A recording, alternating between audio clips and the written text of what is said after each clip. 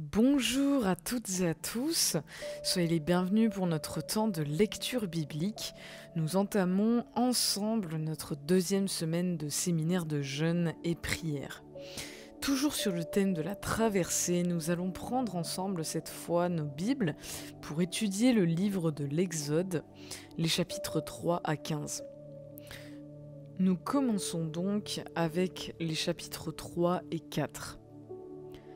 Moïse faisait paître le troupeau de Jéthro, son beau-père, sacrificateur de Madian. Et il mena son troupeau derrière le désert et vint à la montagne de Dieu à Horeb. L'ange de l'Éternel lui apparut dans une flamme de feu au milieu d'un buisson. Moïse regarda, et voici, le buisson était tout en feu et ne se consumait point. Moïse dit : « Je veux me détourner pour voir quelle est cette grande vision et pourquoi le buisson ne se consume point. » L'Éternel vit qu'il se détournait pour voir, et Dieu l'appela du milieu du buisson et dit : « Moïse, Moïse. » Et il répondit : « Me voici. » Dieu dit : « N'approche pas d'ici, ôte tes souliers de tes pieds, car le lieu sur lequel tu te tiens est une terre sainte. » Et il ajouta : « Je suis le Dieu de ton père, le Dieu d'Abraham, le Dieu d'Isaac et le Dieu de Jacob. » Moïse se cacha le visage, car il craignait de regarder Dieu. L'Éternel dit : « J'ai vu la souffrance de mon peuple qui est en Égypte, et j'ai entendu les cris que lui font pousser ses oppresseurs, car je connais ses douleurs. Je suis descendu pour le délivrer de la main des Égyptiens et pour le faire monter de ce pays dans un bon et vaste pays, dans un pays où coule le lait et le miel, dans les lieux qu'habitent les Cananéens, les Hétiens, les Amoréens, les Phéréziens, les Héviens et les Jébusiens. Voici, les cris d'Israël sont venus jusqu'à moi, et j'ai vu l'oppression que leur font souffrir les Égyptiens. Maintenant, va, je t'enverrai auprès de Pharaon, et tu feras sortir d'Égypte mon peuple, les enfants d'Israël. » Moïse dit à Dieu : « Qui suis-je pour aller vers Pharaon et pour faire sortir d'Égypte les enfants d'Israël ?» Dieu dit : « Je serai avec toi, et ceci sera pour toi le signe que c'est moi qui t'envoie. Quand tu auras fait sortir d'Égypte le peuple, vous servirez Dieu sur cette montagne. » Moïse dit à Dieu : « J'irai donc vers les enfants d'Israël et leur dirai : le Dieu de vos pères m'envoie vers vous. Mais s'ils me demandent quel est son nom, que leur répondrai-je ? » Dieu dit à Moïse : « Je suis celui qui suis. » Et il ajouta : « C'est ainsi que tu répondras aux enfants d'Israël. Celui qui s'appelle Je suis m'a envoyé vers vous. » Dieu dit encore à Moïse : « Tu parleras ainsi aux enfants d'Israël. L'Éternel, le Dieu de vos pères, le Dieu d'Abraham, le Dieu d'Isaac et le Dieu de Jacob, m'envoie vers vous. Voilà mon nom pour l'éternité, voilà mon nom de génération en génération. Va, rassemble les anciens d'Israël et dis-leur : l'Éternel, le Dieu de vos pères, m'est apparu, le Dieu d'Abraham, d'Isaac et de Jacob. Il a dit : je vous ai vu, et j'ai vu ce qu'on vous fait en Égypte, et j'ai dit : je vous ferai monter de l'Égypte, où vous souffrez, dans le pays des Cananéens, des Hétiens, des Amoréens, des Phéréziens, des Héviens et des Jébusiens, dans un pays où coule le lait et le miel. Ils écouteront ta voix et tu iras, toi et les anciens d'Israël, auprès du roi d'Égypte, et vous lui direz : l'Éternel, le Dieu des Hébreux, nous est apparu. Permets-nous de faire 3 journées de marche dans le désert pour offrir des sacrifices à l'Éternel, notre Dieu. Je sais que le roi d'Égypte ne vous laissera point aller si ce n'est par une main puissante. J'étendrai ma main et je frapperai l'Égypte par toutes sortes de prodiges que je ferai au milieu d'elle, après quoi il vous laissera partir. Je ferai même trouver grâce à ce peuple aux yeux des Égyptiens, et quand vous partirez, vous ne partirez point à vide. Chaque femme demandera à sa voisine et à celle qui demeure dans sa maison des vases d'argent, des vases d'or et des vêtements que vous mettrez sur vos fils et vos filles, et vous dépouillerez les Égyptiens. Moïse répondit et dit : « Voici, ils ne me croiront point, et ils n'écouteront point ma voix. Mais ils diront : L'Éternel ne t'est point apparu. L'Éternel lui dit : Qu'y a-t-il dans ta main ? Et il répondit : Une verge. L'Éternel dit : Jette-la par terre. Il la jeta par terre, et elle devint un serpent. Moïse fuyait devant lui. L'Éternel dit à Moïse : Étends ta main et saisis-le par la queue. Il étendit la main et le saisit, et le serpent redevint une verge dans sa main. C'est là, dit l'Éternel, ce que tu feras, afin qu'ils croient que l'Éternel, le Dieu de leur père, t'est apparu, le Dieu d'Abraham, le Dieu d'Isaac et le Dieu de Jacob. L'Éternel lui dit encore : Mets ta main dans ton sein.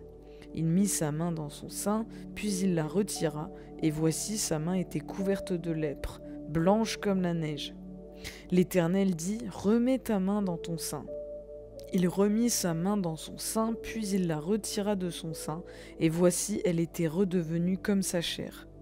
S'ils ne te croient pas, dit l'Éternel, et n'écoutent pas la voix du premier signe, ils croiront à la voix du dernier signe. S'ils ne croient pas même à ces 2 signes, et n'écoutent pas ta voix, tu prendras de l'eau du fleuve, tu la répandras sur la terre, et l'eau que tu auras prise du fleuve deviendra du sang sur la terre. Moïse dit à l'Éternel : Ah, Seigneur, je ne suis pas un homme qui ait la parole facile, et ce n'est ni d'hier ni d'avant-hier, ni même depuis que tu parles à ton serviteur, car j'ai la bouche et la langue embarrassées. L'Éternel lui dit : Qui a fait la bouche de l'homme, et qui rend muet ou sourd, voyant ou aveugle ? N'est-ce pas moi, l'Éternel ? Va donc, je serai avec ta bouche, et je t'enseignerai ce que tu auras à dire. Moïse dit : Ah, Seigneur, envoie qui tu voudras envoyer. Alors la colère de l'Éternel s'enflamma contre Moïse, et il dit : N'y a-t-il pas ton frère Aaron le Lévite ? Je sais qu'il parlera facilement. Le voici lui-même qui vient au-devant de toi, et quand il te verra, il se réjouira dans son cœur. Tu lui parleras et tu mettras les paroles dans sa bouche. Et moi je serai avec ta bouche et avec sa bouche, et je vous enseignerai ce que vous aurez à faire. Il parlera pour toi au peuple, il te servira de bouche, et tu tiendras pour lui la place de Dieu. Prends dans ta main cette verge avec laquelle tu feras des signes. Amen. J'aimerais revenir sur la façon dont Dieu se révèle à Moïse. L'image du buisson ardent est surprenante. Dieu choisit de ne pas effrayer Moïse, mais au contraire, il veut l'attirer à lui pour lui parler. Quoi de plus concret pour un berger que de passer par la montagne avec son troupeau et de croiser sur son chemin un arbuste en feu ? Le fait qu'il ne se consume pas va attiser la curiosité de Moïse, qui va ainsi s'approcher de Dieu et entendre sa voix. Cette modeste plante du désert montre l'humilité et l'accessibilité de Dieu, quel que soit l'endroit où nous sommes.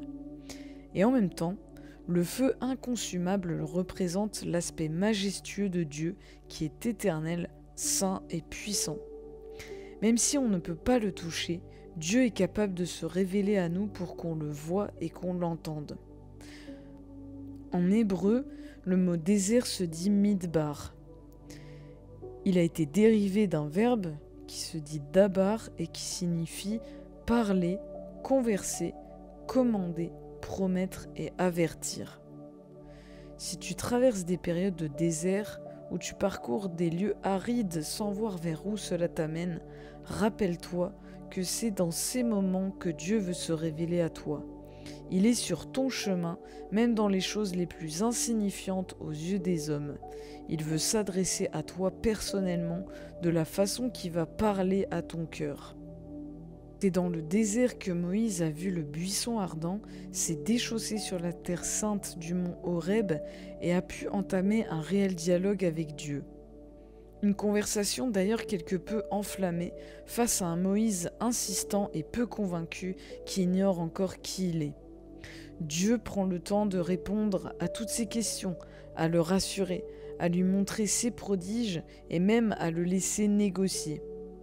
Dieu est tellement bon et patient envers Moïse qu'il lui permet de retrouver son frère Aaron pour retourner en Égypte avec lui. Quand Dieu t'appelle à le servir, il est normal que tu ne te sentes jamais assez prêt. Parce que Dieu veut travailler ton caractère en te faisant passer par les déserts et en t'utilisant pour le servir. Je t'encourage à avoir l'attitude de Moïse qui a su être sincère et honnête avec Dieu, mais qui en même temps a su avoir cette attitude d'obéissance malgré ses incertitudes et ses faiblesses. Nous allons poursuivre notre lecture dans le livre de l'Exode au chapitre 5 et 6. Moïse et Aaron se rendirent ensuite auprès de Pharaon et lui dirent : Ainsi parle l'Éternel, le Dieu d'Israël. Laisse aller mon peuple, pour qu'il célèbre au désert une fête en mon honneur. Aaron répondit : Qui est l'Éternel, pour que j'obéisse à sa voix, en laissant aller Israël ? Je ne connais point l'Éternel, et je ne laisserai point aller Israël. Ils dirent : Le Dieu des Hébreux nous est apparu. Permets-nous de faire 3 journées de marche dans le désert pour offrir des sacrifices à l'Éternel, afin qu'il ne nous frappe pas de la peste ou de l'épée. Et le roi d'Égypte leur dit : Moïse et Aaron, pourquoi détournez-vous le peuple de son ouvrage ? Allez à vos travaux. Pharaon dit : Voici, ce peuple est maintenant nombreux dans le pays, et vous lui feriez interrompre ses travaux. Et ce jour même, Pharaon donna cet ordre aux inspecteurs du peuple et aux commissaires. Vous ne donnerez plus comme auparavant de la paille au peuple pour faire des briques, qu'ils aillent eux-mêmes se ramasser de la paille. Vous leur imposerez néanmoins la quantité de briques qu'ils faisaient auparavant, vous n'en retrancherez rien, car ce sont des paresseux. Voilà pourquoi ils crient en disant : Allons offrir des sacrifices à notre Dieu. Que l'on charge de travail ces gens, qu'ils s'en occupent, et ils ne prendront plus garde à des paroles de mensonges. Les inspecteurs du peuple et les commissaires vinrent dire au peuple : Ainsi parle Pharaon, je ne vous donne plus de paille. Allez vous-même vous procurer de la paille, où vous en trouverez, car l'on ne retranche rien de votre travail. Le peuple se répandit dans tout le pays d'Égypte pour ramasser du chaume au lieu de la paille. Les inspecteurs les pressaient en disant : Achevez votre tâche jour par jour, comme quand il y avait de la paille. On battit même les commissaires des enfants d'Israël, établis sur eux par les inspecteurs de Pharaon. Pourquoi, disait-on, n'avez-vous pas achevé hier et aujourd'hui, comme auparavant, la quantité de briques qui vous avait été fixée ? Les commissaires des enfants d'Israël allèrent se plaindre à Pharaon et lui dirent : Pourquoi traites-tu ainsi tes serviteurs ? On ne donne point de paille à tes serviteurs, et l'on nous dit : Faites des briques.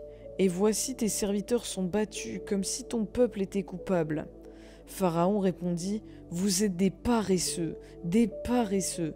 Voilà pourquoi vous dites : Allons offrir des sacrifices à l'Éternel.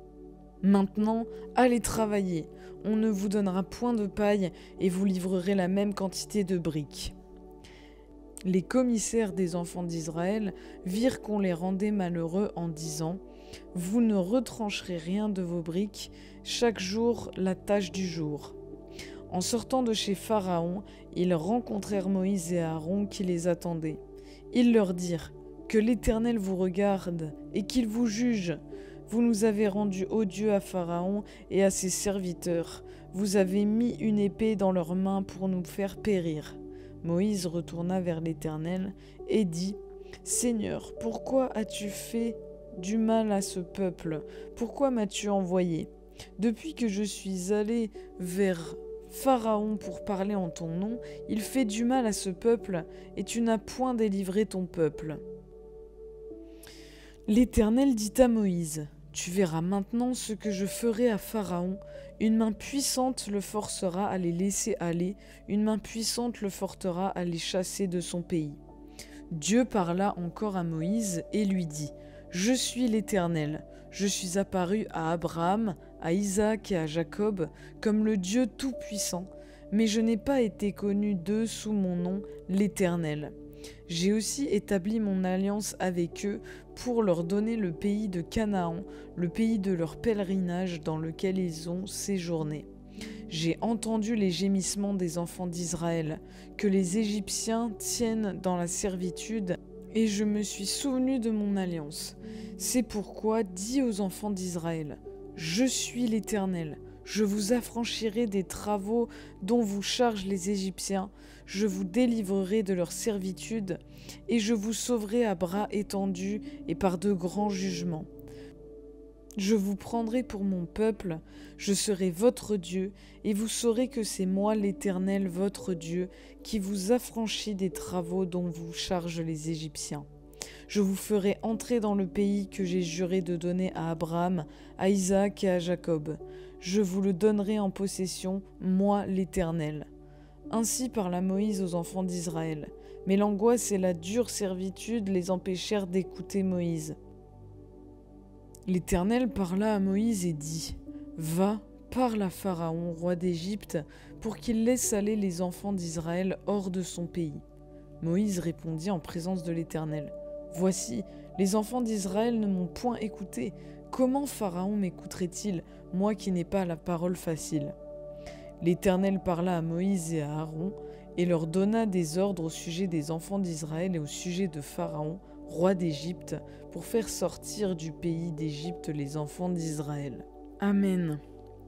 On voit dans ces passages le début du comportement réfractaire de Pharaon, mais aussi du peuple d'Israël. Moïse et Aaron se présentent au roi d'Égypte pour lui faire part de laisser partir le peuple d'Israël. Pharaon ne comprend pas cette demande et en est même vexé. Il augmente le travail des Israélites en leur demandant de produire la même quantité de briques sans pour autant leur donner plus de paille. Il demande à ce que le peuple d'Israël soit traité plus durement. C'est alors que les Israélites se comportent d'une façon complètement déplacée. Au lieu de crier à Dieu, ils ont l'audace de venir se plaindre devant Pharaon en lui disant qu'il n'est pas juste de les traiter de cette manière, alors qu'en tant qu'esclaves, ils sont censés se soumettre à ses ordres sans rien dire. En faisant ça, ils aggravent leur cas. Mais ce n'est pas tout. Après cette plainte, ils se tournent vers Moïse et Aaron. Alors qu'ils auraient pu choisir de prier avec eux en reconnaissant leur soutien, ils viennent vers eux en leur reprochant leur intervention qui semble les avoir rendus odieux devant Pharaon. Moïse est alors découragé. Il s'interroge sur sa mission et demande à Dieu pourquoi il ne délivre pas son peuple. Et comme réponse, Dieu promet de libérer le peuple d'Israël avec puissance. Mais lorsque Moïse rapporte la promesse de Dieu aux Israélites, ils ne le croient pas, ce qui le décourage encore. À nouveau, Dieu rassure Moïse en mettant à ses côtés Aaron pour l'aider. Par ses oppositions, mêlées aux promesses divines, Dieu prépare Moïse à ce qu'il attend dans la direction du peuple d'Israël. Dieu ne promet pas à Moïse un long fleuve tranquille, mais il lui assure une puissante délivrance, des prodiges et son soutien. Lorsque nous ne sommes pas soutenus dans notre appel, rappelons-nous les promesses de Dieu dans nos vies. Attachons-nous à sa parole pour demeurer fermes malgré les obstacles à traverser. Les chapitres 7 à 13 énumèrent la façon dont Dieu va utiliser Moïse et Aaron. Il les établit comme Dieu et prophètes pour accomplir des prodiges et des grands jugements en Égypte. Dieu avertit Moïse et Aaron que pour ce faire, le cœur de Pharaon sera endurci. S'ensuit alors une série de fléaux, appelés les 10 plaies d'Égypte. Le fleuve est changé en sang, des grenouilles infectent le pays. Cette infection entraîne la venue des moustiques et des poux. On a ensuite des mouches venimeuses, puis une fièvre mortelle qui s'abat sur tous les animaux, sauf sur le bétail des Hébreux. Les pustules sur tous les êtres humains et les animaux. L'orage et la grêle qui détruisent les récoltes, les sauterelles qui dévorent les champs. Les ténèbres s'abattent sur l'Égypte pendant 3 jours, sauf sur le plateau de Gozen où vivent les Hébreux. Et enfin, la mort des premiers-nés. C'est l'institution de la Pâque qui se dit Pessah en hébreu. Ce mot signifie passage. C'est le soir où le peuple hébreu passe de la captivité à la liberté. C'est aussi la nuit où l'ange de Dieu passe au-dessus des frontons des portes marquées par le sang d'agneau et épargne ainsi la vie des enfants hébreux. En revanche, chaque premier-né des familles égyptiennes meurt, tout comme les premiers-nés de leur bétail. Pour nous chrétiens, notre agneau pascal, c'est Jésus. Nous savons que le sang de la croix nous fait passer de la mort à la vie et nous protège de toute forme de fléau. Pour revenir à notre lecture, ce n'est qu'après l'enchaînement de toutes ces catastrophes que le Pharaon décide enfin de laisser partir le peuple d'Israël. Par ces 10 plaies, Dieu montre au peuple d'Égypte, mais aussi au peuple d'Israël, qu'il est le seul Dieu à avoir le contrôle sur le temps, des circonstances, la nature, la vie et la mort. Il montre qu'il est le seul et unique Dieu et que quand quelqu'un fait du mal à son peuple, il ne reste pas impuni. Face à l'adversité, rappelle-toi toujours que nous avons le Dieu tout-puissant qui contrôle toutes choses. Lorsqu'il déploie sa délivrance, il le fait toujours avec puissance. Nous allons terminer notre lecture en reprenant au chapitre 13 de l'Exode, verset 17, et en poursuivant avec le chapitre 14. Lorsque Pharaon laissa aller le peuple, Dieu ne le conduisit point par le chemin du pays des Philistins, quoique le plus proche. Car Dieu dit, le peuple pourrait se repentir en voyant la guerre et retourner en Égypte. Mais Dieu fit faire au peuple un détour par le chemin du désert vers la mer Rouge. Les enfants d'Israël montèrent en armes hors du pays d'Égypte. Moïse prit avec lui les os de Joseph, car Joseph avait fait jurer les fils d'Israël en disant « Dieu vous visitera et vous ferez remonter avec vous mes os loin d'ici. » Ils partirent de Soukot et ils campèrent à Étam à l'extrémité du désert.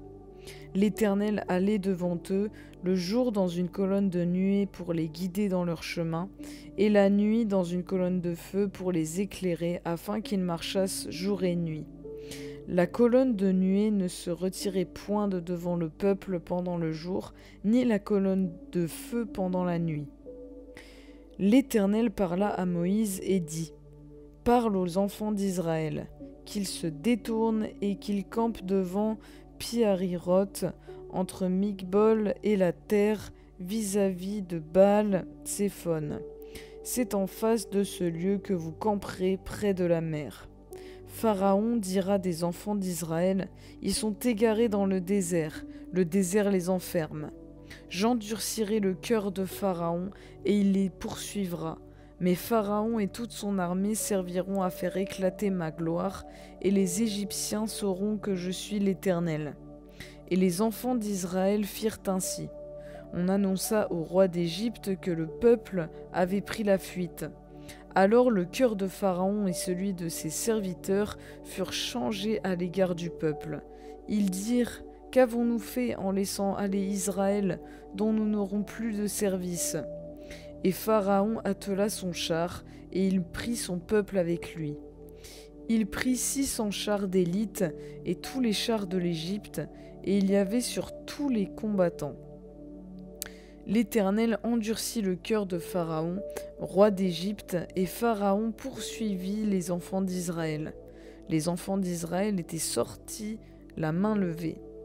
Les Égyptiens les poursuivirent, et tous les chevaux, les chars de Pharaon, les cavaliers et son armée les atteignirent campés près de la mer, vers Pi-Hahiroth, vis-à-vis de Baal-Tséphon.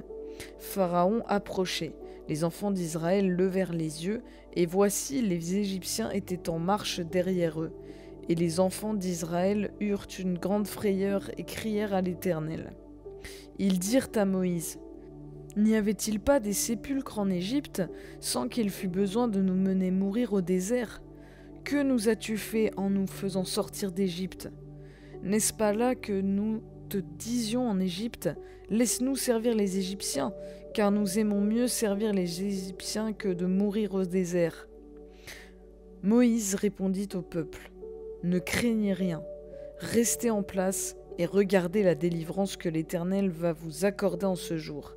Car les Égyptiens que vous voyez aujourd'hui, vous ne les verrez plus jamais. L'Éternel combattra pour vous, et vous, gardez le silence. » L'Éternel dit à Moïse, « Pourquoi des cris ? Parle aux enfants d'Israël et qu'ils marchent. Toi, lève ta verge, étends ta main sur la mer et fends-la. Et les enfants d'Israël entreront au milieu de la mer à sec. Et moi, je vais endurcir le cœur des Égyptiens pour qu'ils y entrent après eux. Et Pharaon et toute son armée, ses chars et ses cavaliers, feront éclater ma gloire. Et les Égyptiens sauront que je suis l'Éternel quand Pharaon, ses chars et ses cavaliers auront fait éclater ma gloire. » L'ange de Dieu qui allait devant le camp d'Israël partit et alla derrière eux. Et la colonne de nuée qui les précédait partit et se tint derrière eux. Elle se plaça entre le camp des Égyptiens et le camp d'Israël. Cette nuée était ténébreuse d'un côté et de l'autre elle éclairait la nuit. Et les deux camps n'approchèrent point l'un de l'autre pendant toute la nuit. Moïse étendit sa main sur la mer, et l'Éternel refoula la mer par un vent d'Orient qui souffla avec impétuosité toute la nuit. Il mit la mer à sec, et les eaux se fendirent. Les enfants d'Israël entrèrent au milieu de la mer à sec, et les eaux formaient comme une muraille à leur droite et à leur gauche. Les Égyptiens les poursuivirent, et tous les chevaux de Pharaon, ses chars et ses cavaliers entrèrent après eux au milieu de la mer. À la veille du matin, l'Éternel de la colonne de feu et de nuée regarda le camp des Égyptiens et mit en désordre le camp des Égyptiens. Il ôta les roues de leurs chars et en rendit la marche difficile. Les Égyptiens dirent alors « Fuyons devant Israël, car l'Éternel combat pour lui contre les Égyptiens. » L'Éternel dit à Moïse « Étends ta main sur la mer, et les eaux reviendront sur les Égyptiens, sur leurs chars et sur leurs cavaliers. » Moïse étendit sa main sur la mer, et vers le matin, la mer reprit son impétuosité, et les Égyptiens s'enfuirent à son approche. Mais l'Éternel précipita les Égyptiens au milieu de la mer. Les eaux revinrent et couvrirent les chars, les cavaliers et toute l'armée de Pharaon, qui était entrée dans la mer après les enfants d'Israël, et il n'en échappa un seul. Mais les enfants d'Israël marchèrent à sec au milieu de la mer, et les eaux formaient comme une muraille à leur droite et à leur gauche. En ce jour, l'Éternel délivra Israël de la main des Égyptiens, et Israël vit sur le rivage de la mer les Égyptiens qui étaient morts. Israël vit la main puissante que l'Éternel avait dirigée contre les Égyptiens, et le peuple craignit l'Éternel, et il crut en l'Éternel et en Moïse, son serviteur. Amen. Il y a plusieurs points que nous pouvons retenir de la traversée de la mer Rouge. Premièrement, Dieu te précède sur ton chemin d'épreuve. Par la colonne de nuée de jour et la colonne de feu la nuit, Dieu marche devant le peuple jour et nuit. Sache que même lorsque tu traverses des épreuves, Dieu reste toujours devant toi. Il est là pour te montrer le chemin à suivre et t'éclairer. Deuxièmement, Dieu te ferait un chemin. La mer Rouge, aussi impressionnante soit-elle, n'impressionne pas Dieu. Par l'intermédiaire de Moïse et son bâton, Dieu fend la mer en deux. Quand tu te tiens face à l'insurmontable, rappelle-toi que rien ni personne ne pourra empêcher le Seigneur de tracer le chemin qui t'emmènera vers ta destinée. Troisièmement, Dieu confond tes ennemis. Lorsque le peuple de Dieu traverse la mer Rouge, il est poursuivi par Pharaon et son armée. Mais Dieu stoppe l'armée en mettant en désordre les chars et en refermant la mer sur eux. S'il t'arrive d'avoir peur de tes ennemis, comme David face à Goliath, rappelle-toi que le Dieu des armées combat pour toi. Avec lui, tu as la victoire et tu n'as rien à craindre. Quatrièmement, Dieu met en toi un cantique nouveau. Le chapitre 15 est entièrement un cantique qui célèbre le Seigneur suite aux prodiges de la mer Rouge. Alors qu'en Exode 14, le peuple d'Israël entre dans la mer Rouge par des murmures, il en ressort en Exode 15 avec un cantique de délivrance et de reconnaissance. Pour nous qui connaissons la suite de la traversée dans le désert, rappelons-nous que les murmures ont changé la destinée de toute une génération qui a tourné en rond pendant 40 ans sans même entrer en terre promise. Contrairement au peuple d'Israël, ayons toujours en nous une attitude de louange qui glorifie le Seigneur avec foi, avant même d'avoir vu ses prodiges s'accomplir dans nos vies. Amen. J'espère que cette lecture t'aura encouragé. Passe une très bonne 2e semaine de séminaire de jeûne et prière, et à très bientôt.